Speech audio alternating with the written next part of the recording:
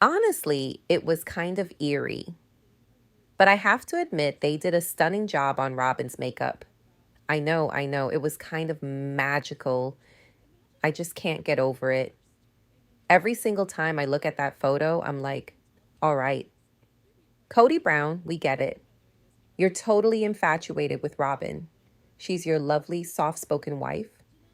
But seriously, there's no need to start licking the air on camera. It's gross. We all understand. You don't have to prove anything anymore. We believe you. So please, just stop. That said, there was no way I was going to make this video and not include that clip because honestly, it was one of those standout moments. When the episode ended, I remember thinking, wait, did Kody actually act like he was licking something at the beginning of the show? Yes. Yes, he did. And even though it was bizarre, I can't skip it. It's also worth noting that it's one of the rare moments where Robyn looks genuinely happy and is smiling from ear to ear. Just look at her face. She seemed joyful. Before diving into the actual content of the episode, I want to take a minute to talk about Suki. I thought she did a really solid job this time around. In the past, I've been a little critical. I felt like maybe she was just too nice, too accommodating. And I know some of you have defended her strategy. You've said that by staying super nice and approachable, she keeps the family members comfortable, especially the more difficult ones like Kody. That way, they're more willing to open up and talk with her, even say things they hadn't intended to say out loud. I get that. I really do. In fact, Janelle mentioned during this episode that Suki's so pleasant to talk to that you forget you're on camera and you just start talking freely, even if you end up saying something you'd rather not have shared. So I do understand why Suki sticks to that method. But there's still a part of me that has always wished she'd push back a little more, particularly when Kody says something outrageous. And let's be real, that man says some truly baffling things. Sometimes you just need someone sitting across from him to say, wait, what? That makes no sense at all. And this time, I felt like Suki did that. She was still friendly and respectful, still great at interviewing, but she gave a little more pushback. She asked sharper questions. And at one point, when Kody said something completely ridiculous, she even rolled her eyes. I know she's done that in the past, but this time it felt like she had a different kind of presence. Maybe she or TLC heard the feedback from viewers who've been wanting a bit more accountability. I don't know, but I do know she handled herself well. Let me know what you think in the comments, because to me, this was more of the style I was hoping she'd adopt, being warm and professional, but also willing to call out the nonsense. Now let's actually talk about the episode itself. The show opens with everyone getting ready to leave for the one-on-one interviews. Robyn makes it crystal clear that she's not looking forward to any of it. In fact, she says she'd rather get a root canal, which is a very strong statement. Christine isn't thrilled either. She says that she dislikes being forced to revisit the past over and over again, and I get it. Imagine going through a divorce and then being required to sit down repeatedly and analyze it publicly years after it happened. At a certain point, you'd probably just want to move on and stop rehashing old pain. That's completely fair. And it seems like Kody does that sometimes. This whole topic of loving his wives or not loving them. Janelle and Meri seem to be in a better place about it all. Janelle says she enjoys talking with Suki because she's easy to open up to, and Meri explains that she's not too concerned about what she says during these interviews because she's simply telling the truth. She's not trying to keep up appearances or maintain a false narrative. She's just being honest about her experience. That stood out to me. It made me wonder if she was subtly calling out others for trying to protect a version of events that isn't exactly true. Maybe I'm reading too much into it, but that's how it came across. In any case, Meri and Janelle seemed much more okay with returning to those emotional places. Once they're all seated with Suki, she begins the interviews by asking them to compare their current lives to a movie. It's a fun question, and it actually leads somewhere surprising. Kody brings up a Batman movie, naturally, and talks about feeling like a villain. And when Suki probes a bit further, we get to a point in the interview that I found pretty revealing. Here's why I'm bringing in the next clip.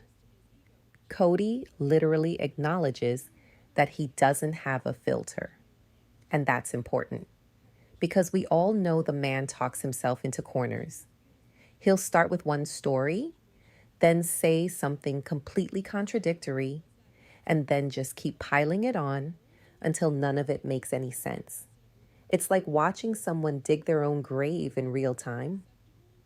Honestly, if Kody would just stop talking and say, "I'm sorry," his life might look drastically different today. Suki tries to save him a little. She tosses him a line about speaking your truth, which would have been an easy out. But nope, not Kody. Instead, he says, and I quote, "I go through 5 iterations of my truth and then I pick one." I had to pause the episode and take a screenshot of his face because he looked so serious, like he genuinely thought he was saying something insightful. But really, all he did was make himself look more like the villain. Why are there 5 versions of the truth, Kody? If you've got 5 different stories, then at least a couple of them are probably lies. It did not land the way he hoped. Next, Suki brings up something we've all seen unfold over recent seasons. Kody's repeated claims that he never really loved his first 3 wives.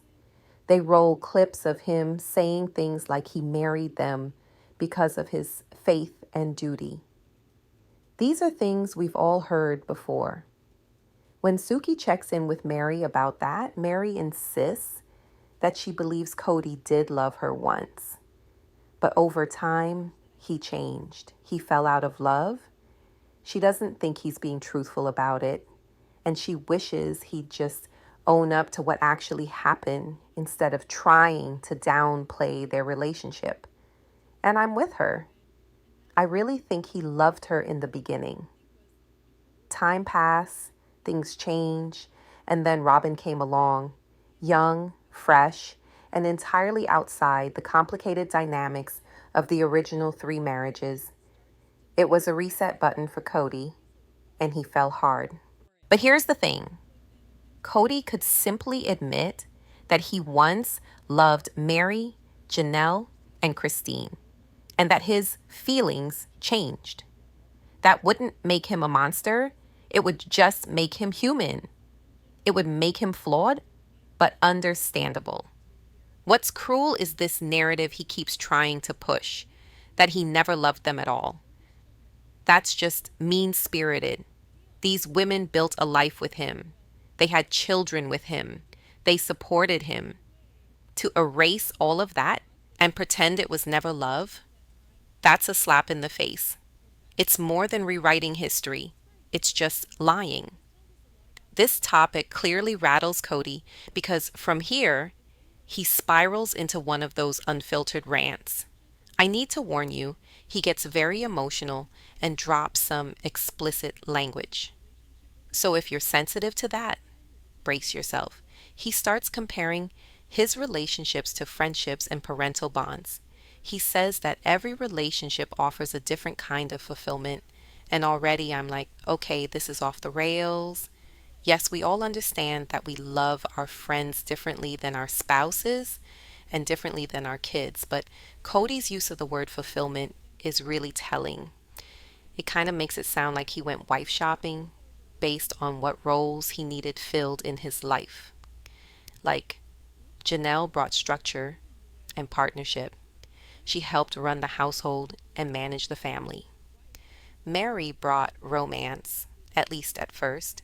Christine was nurturing and maternal, which came in handy as family dynamics got more complex. And then Robyn shows up, and boom, she's the whole package. He's attracted to her, they communicate well, she's a good mother, and she meets all his needs. Suddenly, he doesn't need the others anymore. That's not just polygamy.